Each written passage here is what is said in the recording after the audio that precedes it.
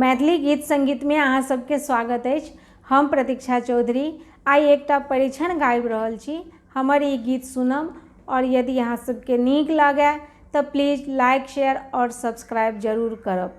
खुदो करब सब्सक्राइब और कनी अपन जान पहचान वाला सबसे भी करवाएब। एहन कोमला रूप देखलहुँ ने सुनलहुँ सखी है, देखलहुँ ने सुनलहुँ हे जुड़ायल नैना, देखलहुँ में कौशल्या कुमार हे जुड़ायल नैना, देखलहुँ में कौशल्या कुमार हे जुड़ायल नैना। एहन कोमला रूप देखलहुँ ने सुनलहुँ सखी है, देखलहुँ ने सुनलहुँ हे जुड़ायल नैना, देखलहुँ में कौशल्या कुमार हे जुड़ायल नैना, देखलहुँ में कौशल्या कुमार हे जुड़ायल नैना।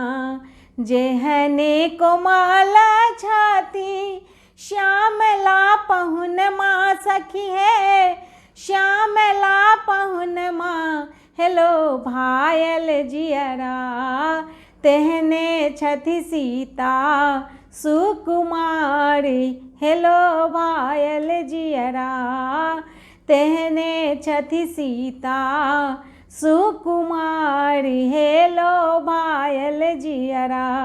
एहन कोमला रूप देखलहुँ ने सुनलहुँ सखी है, देखलहुँ ने सुनलहुँ हेलो भायल जियरा, देखलहुँ में कौशल्या कुमार हे जुड़ायल नैना, देखलहुँ में कौशल्या कुमार हे जुड़ायल नैना। जाहि लागी जोग ताप करै सब देवता सखी है, करै सब देवता हेलो भायल जियरा, मिथिला में केलन ससुरार हेलो भायल जियरा, मिथिला में केलन ससुरार हेलो भायल जियरा। जाहि लागी जग ताप, जाहि लागी जोग ताप करै सब देवता सखी है, करै सब देवता हे जुड़ायल नैना, मिथिला में केलन ससुरार हेलो भायल जियरा, मिथिला में केलन ससुरार हेलो भायल जियरा। बाजलो ने जाइए सखी रूप बरन माँ सखी है, रूप बरन माँ हेलो भायल जियरा, बाजलो ने जाइए सखी रूप बरन माँ सखी है, रूप बरन माँ हेलो भायल जियरा।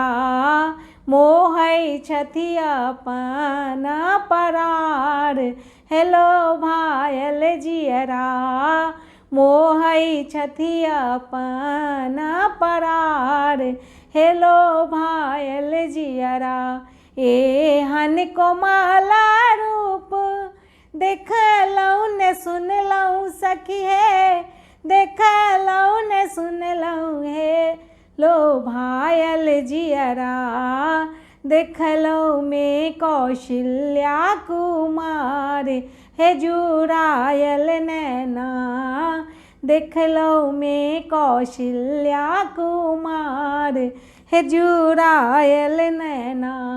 कहथी मुरारी सखी है, कहथी मुरारी सखी है, सावली सुरतिया सखी है, सावली सुरतिया हेलो भायल जियरा। कहथी मुरारी सखी है सावली सुरतिया सखी है, सावली सुरतिया हे लो भायल जियरा। इहो थी का त्रिभुवन के सार हेलो भायल जियरा। इहो थी का त्रिभुवन के सार हेलो भायल जियरा।